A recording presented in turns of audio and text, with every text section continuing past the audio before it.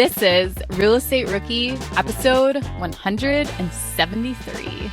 You're putting yourselves around people that are, bigger and better than you, that inspire and motivate you. And you don't gain that when you're a solo operator. You don't gain that when it's you against the world. So the sooner you realize that everyone in this community wants you to win and wants to help you win, the more of those people you put around you, the better off you're going to be. Whether you have 0 deals or 1,000 deals, it doesn't matter. Put people around you that are doing what you want to do. My name is Ashley Kerr, and I'm here with my co-host, Tony Robinson. And if this is your first time joining us, welcome to the Real Estate Rookie Podcast, where every week, twice a week, we bring you the inspiration, information, motivation that you need to kickstart your real estate investing career. Ashley Kerr, what's going on? What's new? Well, I'm super excited, first of all, that we have one of our friends on the show today, Tyler Madden. Yeah, Tyler's a good friend of both of ours. Ashley brought him onto the podcast first, and Tyler and I got to meet each other in person in Denver. Then he and I spent some time together in Maui, then again in Vegas. So love having Tyler on the show, and he's got a really great story to share as well. Basically, he's still all my friends. Very true. No, but Tyler and his wife Zosha are the best. They're out of Denver. And so we had Tyler on last year, and he's going to talk about what he has accomplished in just 1 year. But before we get into the episode, I want you guys to go and check out the Real Estate Rookie YouTube channel and go through the videos. What do you like? What don't you like? Leave us comments. We'd love to hear back from you guys because we're going to be creating more and more content to add to the channel. And of course, make sure you're subscribed so that you can get notifications when new videos are added. Yeah. And if you're listening on Apple Podcasts, if you're on Spotify, whatever platform you listen to the audio version of, please do us a huge favor. Make sure you're subscribed and you're leaving reviews there. Ash and I, we were looking through some of the other top podcasts and we're like, man, we're not getting nearly as many reviews as some of these other podcasts. So help us out. If the show's helped you in any way, shape, or form, just leave an honest rating and review and we'd appreciate it. Yeah, we would love to hear in the reviews, especially how the podcasts have helped you, which guests were the most memorable and really made an impact on your life. Yep. So let's get into another episode that is going to be impactful and insightful for you guys with our friend, Tyler Madden. Tyler Madden, welcome to the Real Estate Rookie Podcast. How are you? I'm fantastic. Thank you for having me again. I'm super excited to be here with you guys.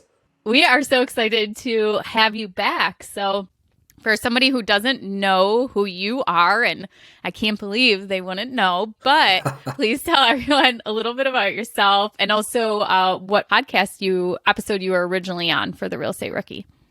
Yeah, so my name is Tyler Madden. I was on the Rookie Podcast episode number 55. And at that point, I did not have any intentional real estate investing deals. I had a accidental home that we turned into a rental, and I was gearing up to really put my put my work in and pursue real estate. But I'm a general contractor. I have a retail facing high-end luxury remodel company, and I also invest in multifamily real estate here in Denver, Colorado.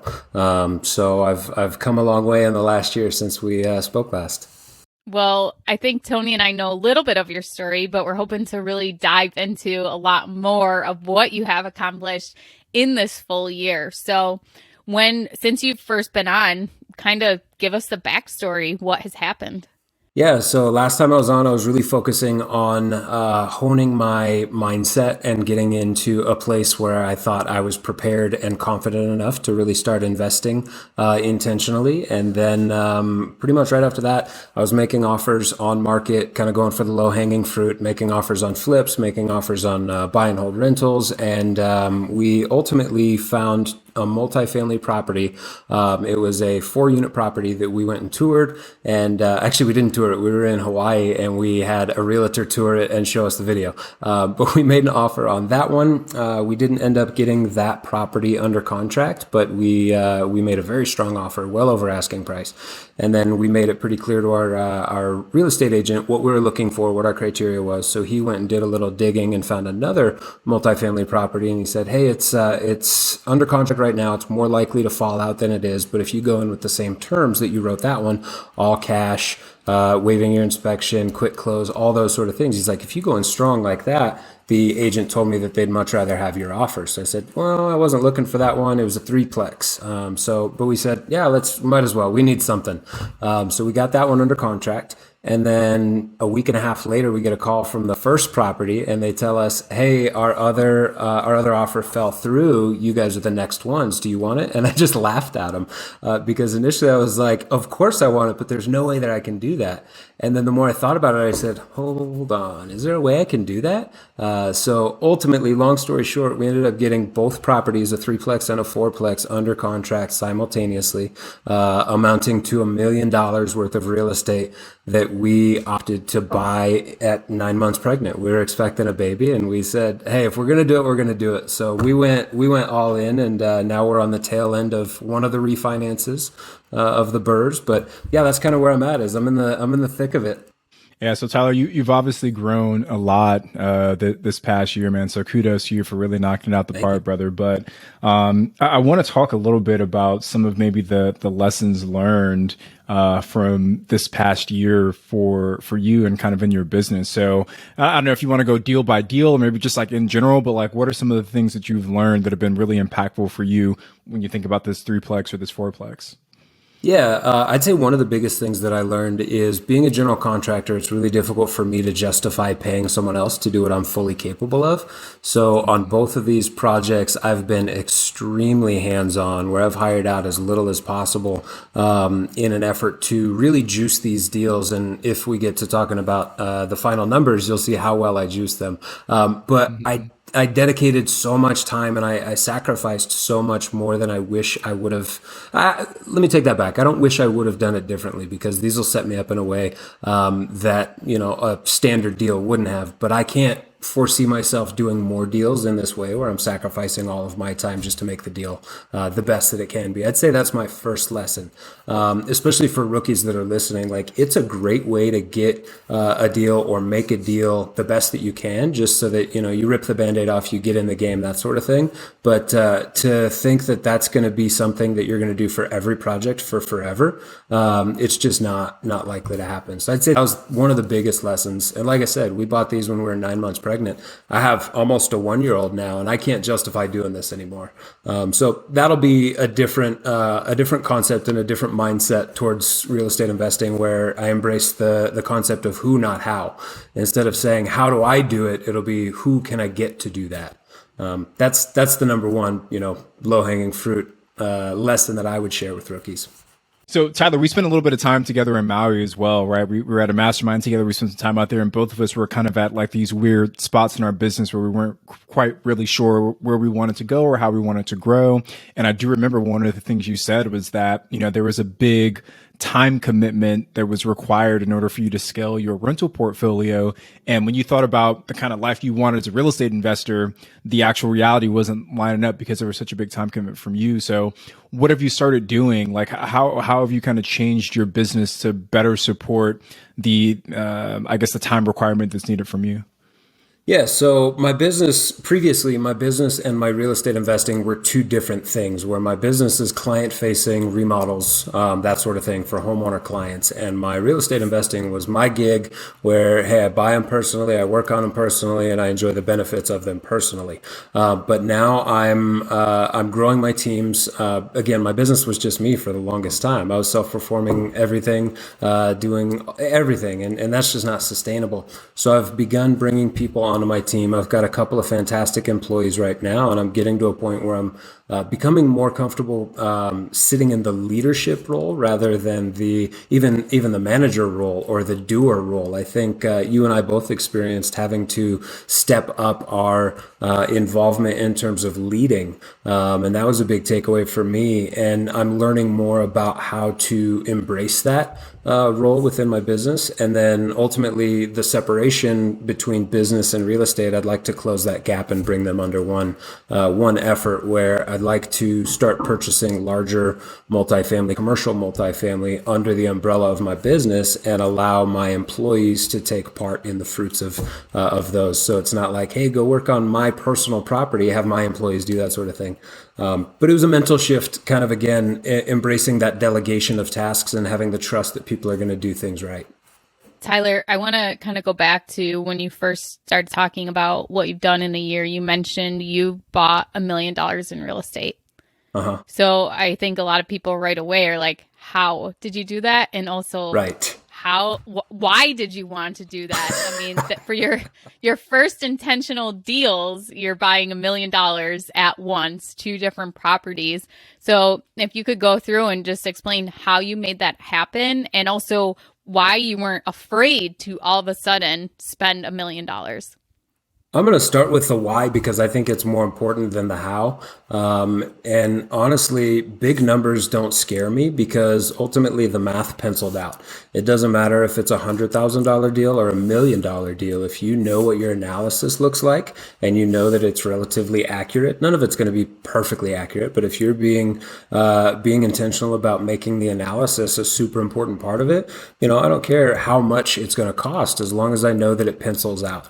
And money isn't something that scares me. And I honestly, to change topic a little bit, I don't do this for the money. I do this for the freedom. I don't care how much money's in my bank account. I don't care how much I have to spend if it gives me an opportunity to get the lifestyle that I want and the time freedom that I want. So it was just a means to an end to spend $1 million. I'll do it again and I'll spend more.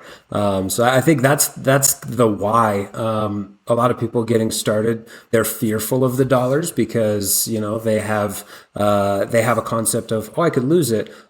More times than not, you're not going to lose it. You'll just break even. So it's not something that I was fearful of. And then the how, I would say, initially I was trying to figure out the same thing. I got two properties under contract and I didn't know how.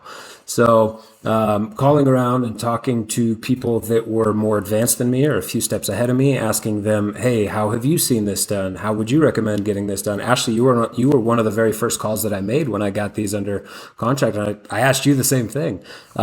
But what we did, I'll just break it down. We got hard money for both properties. So hard money in our case, they'll lend up to 80% of the purchase price. And then my minimum requirement personally, based on the hard money lender's requirements, was that I put 10% in personally. So on both properties, we had to put in 10%. And if you're doing math along with me, that leaves a 10% gap. 80%, 10%, you're only at 90% still. So I found a private money lender for the 10%. Ultimately, that wasn't a super hard sell. I had proven that, hey, I do this for a living. I have a track record of fixing properties. This is nothing that I'm unfamiliar with. So it wasn't hard to find private money. So the combination of those three, and then I funded personally my rehabs on both of them. And if you want to know where I got that money from, go listen to episode number 55 where I talk about HELOCs because I think they are freaking amazing. Yeah, I want to touch on the private money, Tyler, but before I do, I want to go back to something that you said, where you said that you weren't necessarily intimidated by the big purchase price because you knew that the numbers still worked.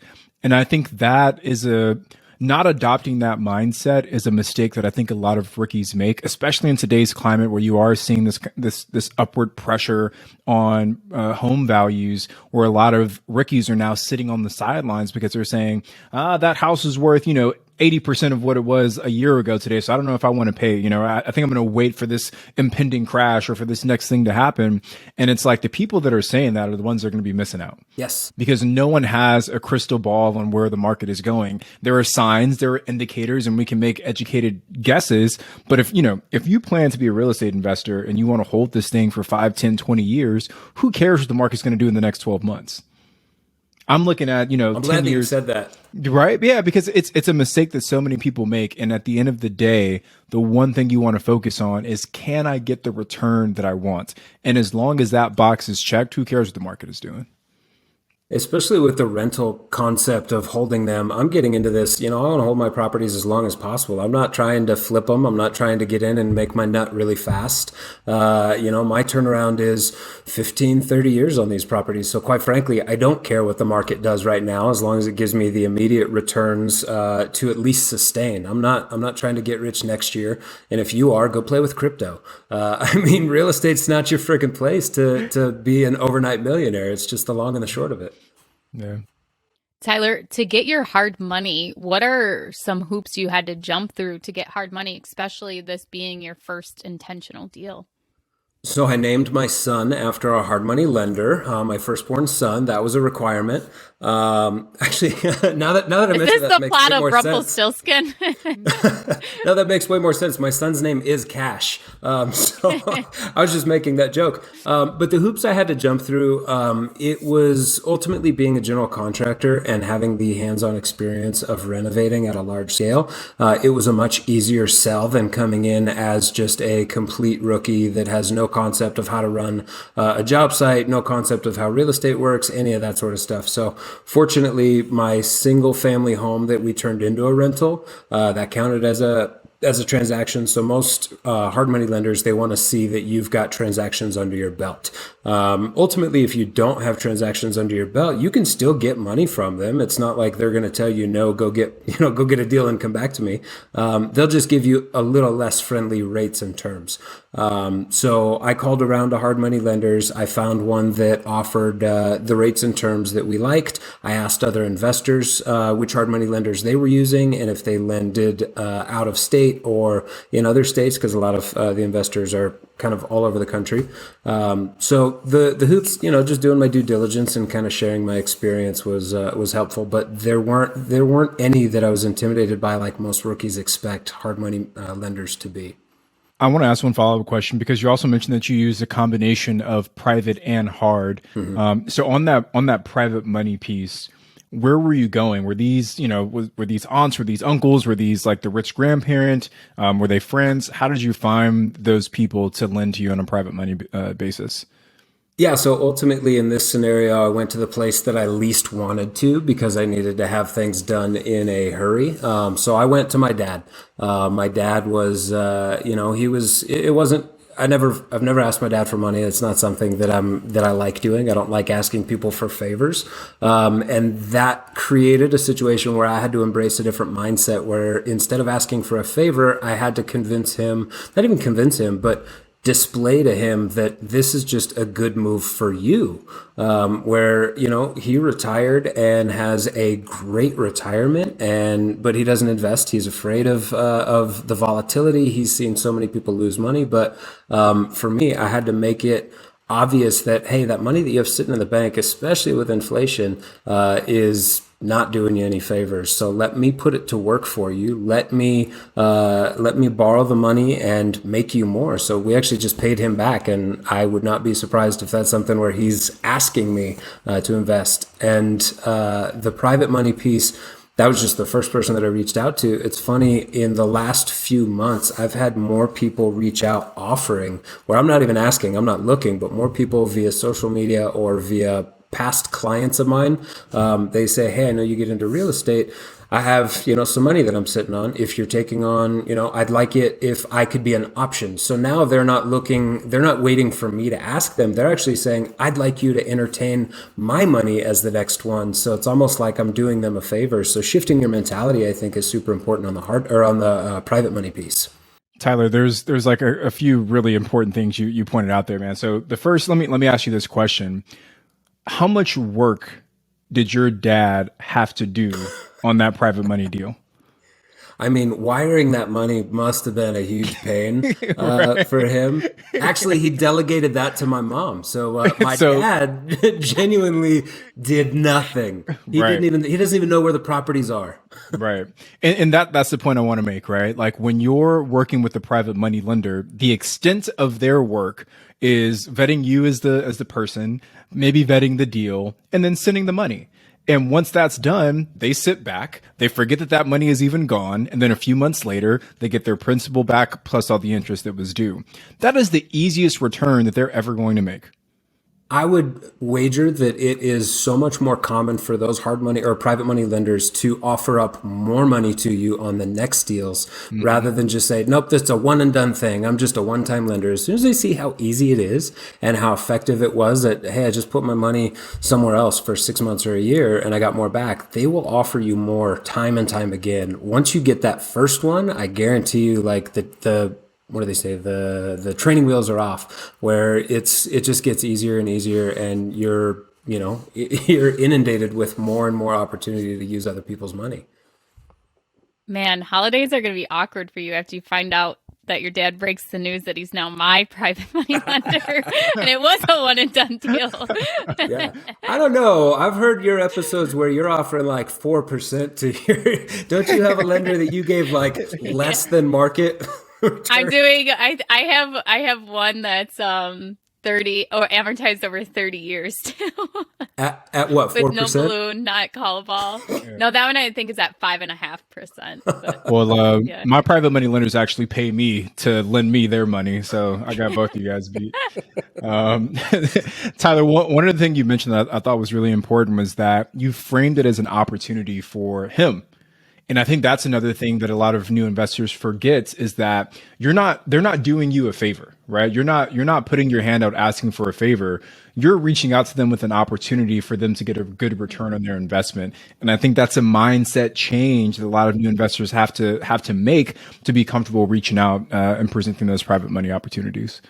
And I think it's really important if you are a rookie investor and you're going to go start, making these conversations happen and talking to potential private money lenders, even if you don't have the experience, it's really easy to make the argument once you've got the experience, once you've got deals under your belt. But prior to having deals under your belt, I would say that use all of your analysis as your experience. Use the hours that you've spent listening to this podcast and, researching things and doing analysis and show them, whatever you need to and say, hey, I've been investing so much time into this, and the knowledge that I have is not to be surpassed by the layperson. I think it's really easy to make that conversation. You don't have to have the experience to start talking to private money lenders.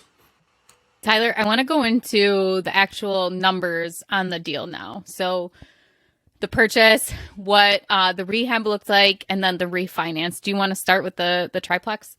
Sure. Yeah, the triplex is the one that we've already got through the refinance, and we're in the process on the quad. So yeah, we can start with that one. Okay, just go ahead and you can kind of tell us the numbers of that. Yeah, this is your show, Tyler. You take the lead. Oh, okay. Well, I don't know if I've shared with you guys yet, but I do consider myself the unofficial co-host of All Things Rookie. So I am pretty comfortable doing that. I appreciate it. Just let me have that title, by the way. Assistant to the co-host. Okay. I'll take it. So for the triplex, the purchase price, we ended up buying it for $397,000. It was listed at $425,000. So again, these were on the MLS in Denver, a very hot market. So for those of you that live in hot markets or say you can't find deals on the MLS, I will prove you wrong right now. So not only did we get it under contract on the MLS, we negotiated it down $28,000. So that's where we ended up coming in. And then on the rehab, we ended up putting about $80,000 into the rehab. And that includes furnishing all three of the units because we turned them into midterm rentals for traveling nurses. But we can get to the why of that in a little while. And then, so full, complete gut job. We renovated absolutely everything. That's the way, being a GC, that's the way that I, kind of force all of my properties to be, is I want to do it right one time, spend the money up front, and then minimize the ongoing capital expenditures that come out of nowhere or any of the maintenance, because I just want to do it once and not worry about it. And I got to see these properties. You did? This triplex. Yeah, I got to see it during You need rehab. to come back and see it when it's finished. I did. I didn't see the furniture in it, but I saw it. Well, it was almost finished, I guess. But all the cabinets were in, the flooring had just been put in, and they were painting when I was there. Yeah. You both saw it when it was completely under construction. Yeah. Right. Okay, so you did the rehab. How much did the rehab cost for the building? We'll call it $80,000. Okay. And then, so how long did that rehab take? The full year? Forever. It took so long. That's another one of those things, back to that lesson learned, is it took longer than I wish it would have because I self-performed so much of it. But I also know the ins and the outs of every single aspect of that, and I will not have any problems with anything for the foreseeable future. So yeah, we literally closed with 5 days to spare on our 12-month term on the hard money. So it was to the wire. And then what did the refinance look like? So you had an appraisal done, and were you able to pull back out of the property? So we went through the appraisal process and it came in lower than we were hoping. It came in at $580,000, and we were hoping for something with a six. So we actually ended up reaching out to quite a few of our people in our network, whether real estate agents, other appraisers, people that could just help us look at this and submit a rebuttal to the appraisal team and the lender. So we did that process and we gave them a lot of valid points and kind of chewed apart that appraisal, and they ended up coming back at $625,000. So we got them to come up, was that $45,000, which was awesome. Wow. So 625, bought it at 397. I think that's a pretty okay swing. So I saw your letter. Can you share a little bit, or your email, what was in that for everybody? Yeah. Because I think that is valuable information of what you exactly said to help get that increase. Yeah, so we didn't just tell the lender, "Hey, we're frustrated. We think it's worth more." We needed to have facts to stand behind why we thought it was more valuable than what they were appraising it. And honestly, appraisers are people and they make mistakes, and appraisers aren't always perfect. And what they put in their report isn't always gospel. You do have the opportunity to fight that. So in our email, after reaching out to 3 different agents here in Denver, friends of mine, to look it over and give supporting feedback, we asked them to put more weight into the income approach rather than the comp approach, because for multifamily, a 3-unit property, it's 3 one-bed, one-bath properties. Not a lot of those flying off the market to use as comps. So putting all that weight into the comps was, it's really tricky to justify. And then he had some miscalculations on the income approach on the original one. So we just asked to adjust those, and then he gave a lot of the other comps. He was giving inconsistent value to certain things, but it wasn't consistent across all of them. So kind of that combination of all those things, we said, "Hey, there's this, and this, and here's our supporting data." And then we also asked him to use 2 other comps that we found that he wasn't entertaining. So none of it was a complaint, or none of it was me being heated and trying to argue. It was just me stating the facts and saying, "Hey, I'd like you to reevaluate this, and I'd like you to think about these things while you do, because we just can't justify the price that you kicked back." Okay, so Tyler, you get the new appraisal back. What does that look like? What did you able to pull back? Did you recoup all your money? Did you leave some money into the deal? And then let's talk about these midterm rentals and what these are. Yes. So we ended up, like I said, it appraised at $625,000. So we could take out, we found a portfolio lender, and a portfolio lender is one who doesn't sell your mortgage to Fannie and Freddie. So they're not bound by the same rules of going only to 70% LTV. So we went up to 75% LTV. We got a new mortgage of $468,000. And that was more than enough for me to pay back my hard money lender, my private money lender, and then we ultimately got about $100,000, a check for about $100,000, and we had 121 into it. So we left about $21,000 in the deal. That is not a bad burr at all. And when we get to the cash flow part, I'll tell you right now, it's 156% cash on cash return, where I'll have that money recouped in less than 9 months. That is amazing. Congratulations, Tyler. Thank you. So go into a little detail about why you decided to do a midterm rental and how that differs from short and long term. I kind of fell into that, where we initially intended to do long-term rentals out of these units. And we said, "Hey, this area is not highly improved yet. It's one of the few areas in the Denver and surrounding area that isn't redone." And we saw that as an opportunity. So we ran our numbers with long-term rental rates, market rent, that sort of thing. And then it became pretty apparent as we started uncovering more things that cost more money, that we got to find a way to make more off of these properties, because we're just not going to cut it. It would have been a way worse burr had we just stuck with the long-term renters. And it just so happens someone that follows me on Instagram has a property 3 blocks from there. I'd post pictures and they're like, I know exactly where that is. And they reached out to me. It's their primary house and they Airbnb the basement of it. And he's like, oh, have you thought about, this, that, and the other? I do short-term rentals on my basement. And he was telling me what he was making off of that. And I was like, no way, I was like, that was too good to be true. So I buried myself in the numbers and the analysis, running numbers for what I could get on a short-term rental. And I was like, I'm going to be rich. I'm going to be like Tony.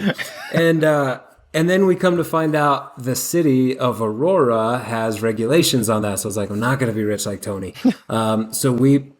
So we found out the regulations are similar to a lot of cities where you can't short-term rent anything for less than 30 days. So you can't have any agreements less than 30 days. So I said, cool, 31 day minimum. And then we're like, who the hell wants a place for 31 days? And we're literally a stone's throw away from a major hospital complex. It's a campus with a medical school and 3 hospitals on it.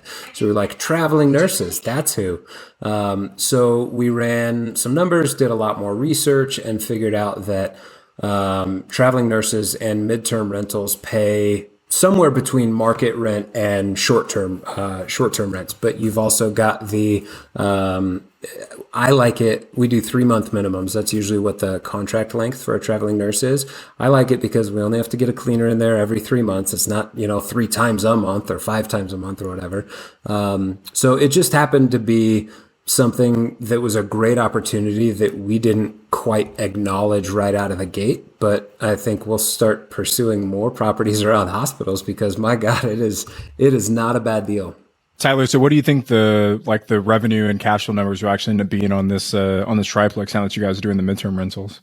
So on this triplex, we've actually had them rented for the last 3 months, and our monthly cash flow with our new mortgage is going to be around $2,500 a month. Wow. Off of these 3 units. Wow. So not bad.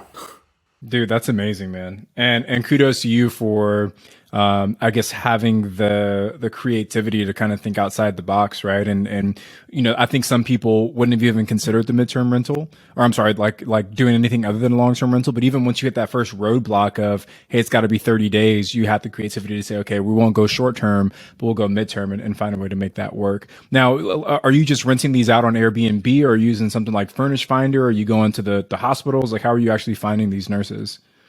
So we've got it posted on both. Initially, we thought Furnish Finder was going to be, the one-stop shop for people. We've got it listed there, and then we listed on Airbnb as well. And for whatever reason, we listed at different pricing on both ones, which ultimately, people started booking on Airbnb. And the more we think about it, the more we want people to use Airbnb, because there's a lot more involvement with Airbnb. Furnish Finder is just transactional.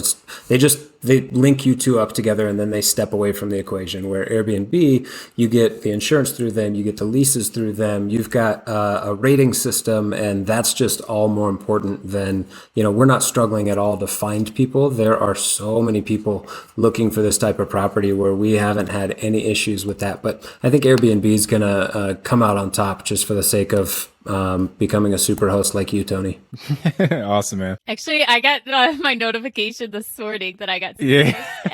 Congratulations. What are you going to do with that? I've had it for a while now, but you know medals? What? This is I think the first time, because it's been a little over a year maybe, but this is the first time I've gotten the $100 Airbnb credit. Like if you're super host for a year, they give you a $100 gift card or whatever for Airbnb. That was the first time I think I got that, unless I missed it before and never actually read through stuff. So I'm looking forward to that. Anyways, back to you, Tyler. No, we could talk about you guys. Okay, so that is an awesome deal on the triplex, and really excited for you. You guys have to go to Tyler's Instagram too and check out the photos of the property, because it turned out beautiful. But let's talk about the next one, the Quadplex, because I haven't seen that one in person yet. Yeah, you probably don't need to. It's more the same. It was pretty, unless you want to.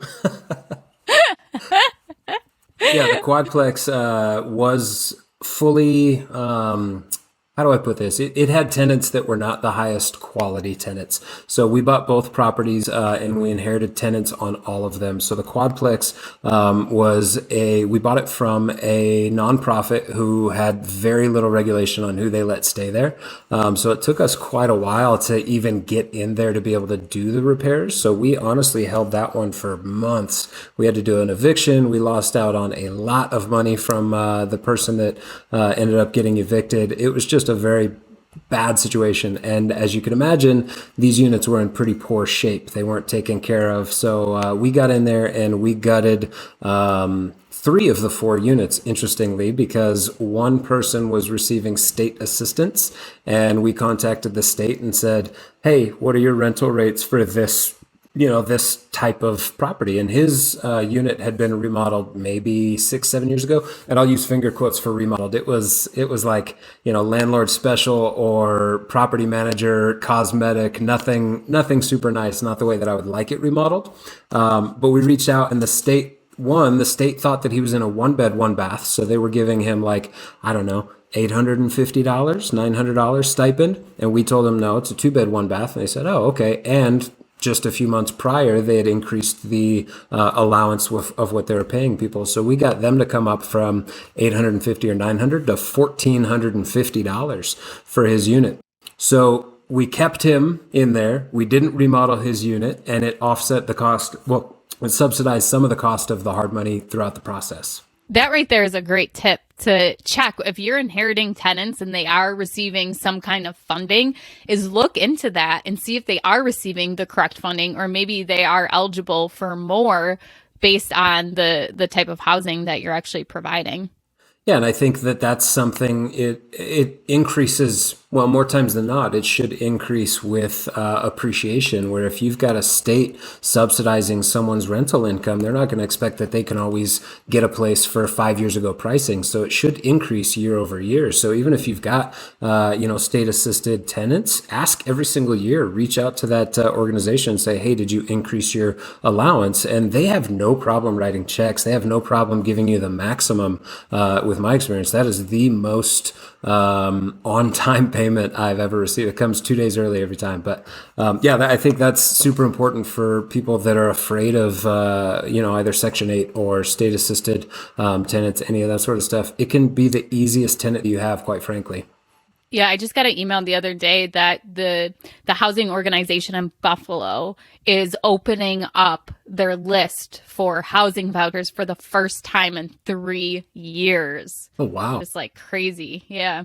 Okay, so you kept this guy. What happened to the other units? The other 3, we went in and did our, standard package where we dig deep and, we fix everything. Instead of putting lipstick on it, we get down into it and we remodeled all 3 units.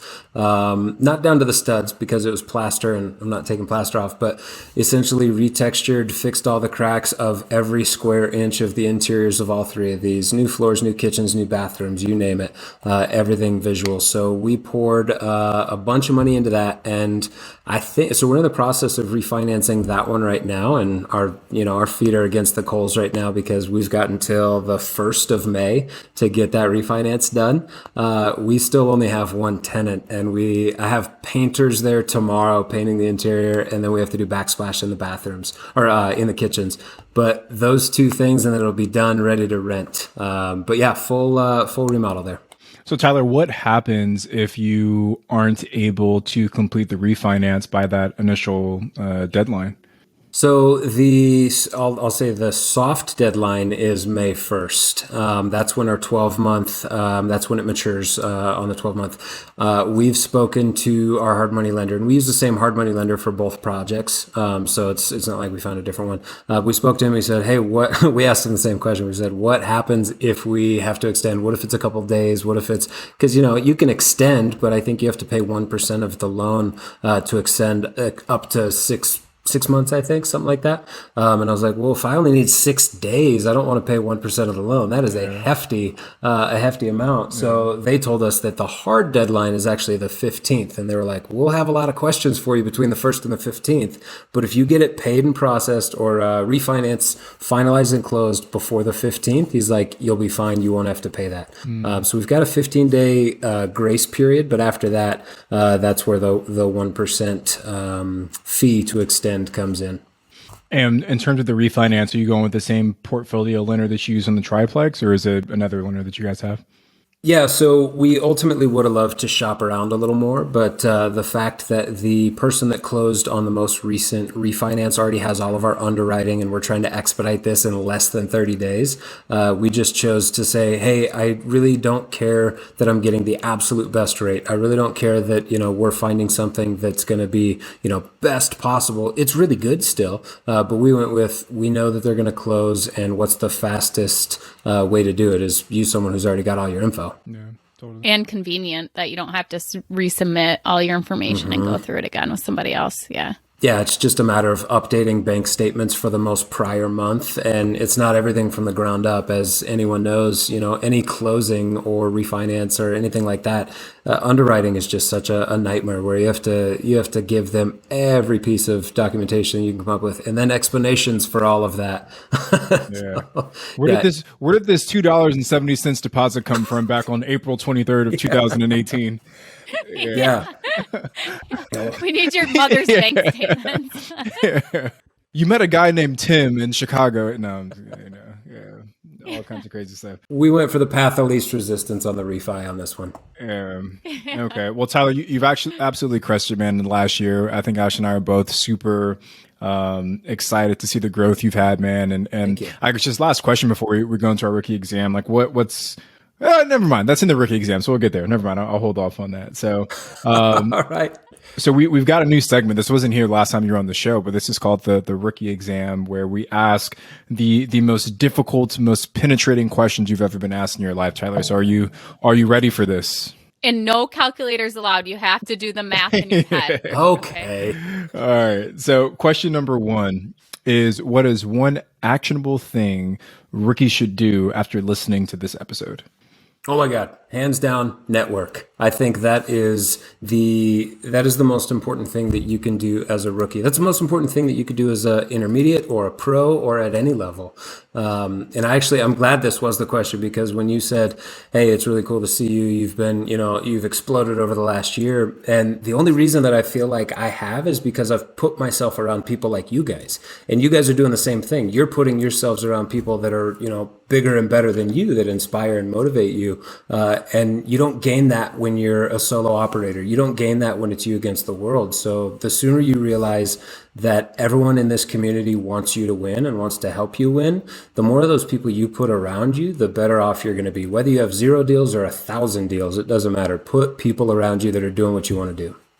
And Tyler is an expert networker, because he not just only networks with people, but he forces you to be his friend too. That's right. But really, Tyler, you make genuine connections with people. You find things that they're interested in, and you make connections outside of just real estate too. So I've always admired that about you. You do a great job with that. Thank you. I'm very passionate about the way you network, and it's actually something that I'll be speaking about at the Rookie Bootcamp weekend coming up here at the end of the month. But networking for the sake of figuring out what's in it for you, or having an ulterior motive and not being genuine or not bringing anything to the table, I think there's a lot of wrong ways to do it. And I've always been a people person where I care about the connection that I make more than what comes from it. Where I do want to have authentic relationships and friendships, not just for the sake of, oh, I need to call them and ask for a favor. I was nice to them, so they'll do it for me. I really don't care about that part. So I think the authenticity comes through, and that's what, gets you to the next level. And it's funny, Ashley, I remember you explained the way that I friendship, or the way that I network and gain friendships is, I think you said I weaseled my way in to friendships. But I think when it's genuine and authentic, if you can't help but want to be friends with me, it means I'm doing my job. Tyler, sometimes I hesitate when I praise you because I'll explain like you're really good at like finding what other people like and like connecting with them on that level. And I think back on that and like we connected over turning our Zoom calls into a happy hour. So it's like, am I saying that he thinks that I like drinking? So that was his connection he made with me. Hey, those are your words, not mine. Yeah. Okay. So the next question is one tool, software, app, or system in your business that you can't live without. Ooh, that one is tricky because I am historically not good at adopting things to make my life easier. I will say I am trying to change that and trying to systemize my business. The software that I use probably won't. I'll leave that out because it's more of a general contracting software than something other real estate agents could take on. But I will say, kind of a task manager. Pick your poison and choose whichever one works for you. I know that there's Asana and Monday and all sorts of those different ones. I've got one that's specifically catered to general contracting and construction and that sort of stuff. Probably not for real estate investors, but I do feel like that software is something that you should look at sooner than later so that you can help it or have it help your business as you're growing it rather than getting behind the times like I did. And then it's really hard to force all sorts, years and years of doing things pen and paper or spreadsheet wise. It's hard to force that into a software when you've gone too far. You also have your iPad too and your Apple Pencil you take everywhere too. I do. It's just because I like to doodle. The technology that way. Yeah, I definitely feel like technology is crucial, and I still like writing things by hand. Honestly, I mean, you can look at, like you said, I take my Apple Pencil and my iPad, even though it's a computer, I still write by hand on it. It's just something, it makes things stick in my brain a little bit more. So, yeah, even if you're archaic, you can still, get with the times and use some technology. All right. Question number 3 for you, Tyler. Where do you plan on being in your business 5 years from now? Ooh, 5 years from now, my business, I am expecting that it has multiple facets. I'm not sure if we spoke previously about my business, the name or the concept, and I'll share it now. It's the business name is Laurelless. And if you're familiar with the term resting on your laurels, I don't have laurels. Good enough is never good enough, and that's a concept that I live by. Those are universal truths about everything that I do, no matter if it's work related, real estate related, or whatever. How you do anything is how you do everything, and that is the whole entire premise behind my business. So my business also is a very universal word that isn't just Laurelless construction, Laurelless remodels, Laurelless XYZ. It can be anything. So I want to expand my business into much more than just residential remodels. I want to expand it into, we mentioned earlier, multifamily commercial investing. I want to have a portfolio under the business, potentially property management, development, ground up builds, custom builds, commercial work, pretty much any aspect of real estate investing and or construction where those two merge. And then honestly, you can dive into anything you want. Whether it's events, whether it's coaching, you heard it here first, whatever it is, I just feel like that concept really, really exhibits what I stand for, the Laurelless name. And I'd like to put that in front of everything that I pursue. Tyler, that's great. And we know that you're going to accomplish all of this because look at what you've done in a year. I would love to see the Laurelless name put on a brand or a line of mustache care. I think you could really, really find some headway there. And that's from our producer Eric. He threw that out there. There's opportunity there. I feel like there's a hole in the market. There definitely is. For bespoke mustache care. It's all about beard care. Everyone's all about beards. How are you going to spell that? It's going to say Laurelless and it'll be mustache care, KEHR. There you go. Will that be the correct spelling of it? I don't know if you bring enough to the table, because you damn sure aren't bringing a mustache to the table. Okay, let's move on to this week's Rookie Rockstar. We have Jay Gross. He just closed on his best deal yet, a 6-unit complex, each 3 bedrooms. Purchase price was $5,518. Estimated rehab $80,000. So he has about $8,500 into it, and the ARV $250,000. That is awesome. He has a cash on cash return of 55%. Congratulations, Jay. Sorry, can we just comment on that's a crazy purchase price, $5,518. Yeah. Like, how many units could you get up to if you bought a bunch of those, right? That's wild. Yeah. It's insane. And with only an $80,000 rehab. Right, too. To go along with it. Yeah. Like $5,000 in California, I might be able to buy, I don't know, a closet. Lumber. The cheapest house I bought was $17,500, a duplex. Wow.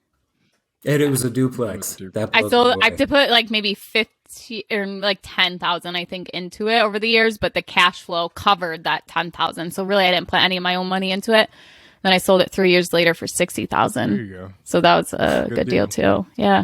Yeah, not a bad turnaround. You guys got to invest in New York, rural little town areas. Well, Tyler, thank you so much for joining us again. And we're going to have you back again next year. We'll make this like a yearly thing. Yeah. I can't wait. No, I appreciate you guys so much. It's been this platform is something that I am so passionate about representing, and giving praise and kudos for all that you guys do for the rookie community. And I think there's no two ways about you guys being super instrumental in my growth. So thank you for giving me a platform and allowing me to gain confidence and share my story. You can pay us later. Yeah. Tyler, why don't you let everyone know where they can find out some more information and reach out to you? The best way to find me is going to be on Instagram. That's where I'm the most active. It is at Tyler Madden, just like it sounds. And my business is linked there as well if you want to see some of the shenanigans that we get into there. But I'm more active on the personal page. I'm still trying to bring back my MySpace page. So if there's anyone out there that has access to that, I think there's going to be a comeback coming.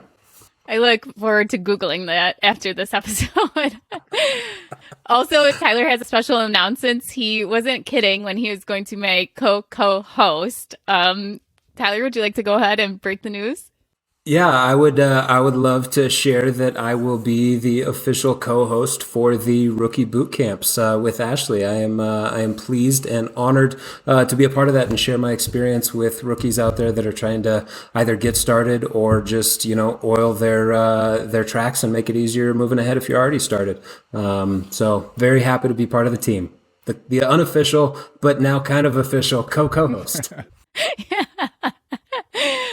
So Tyler was a TA for a couple of the boot camps, and now he's been promoted to co-host, and he's going to be helping me out on the boot camp. So the next round of boot camp starts the end of May. So hope you guys can join us. You can go to biggerpockets.com/boot camps to find out some more information.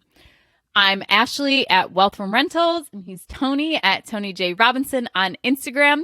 And we will be back on Saturday with a rookie reply. But first, let's find out what's happening at biggerpockets.com.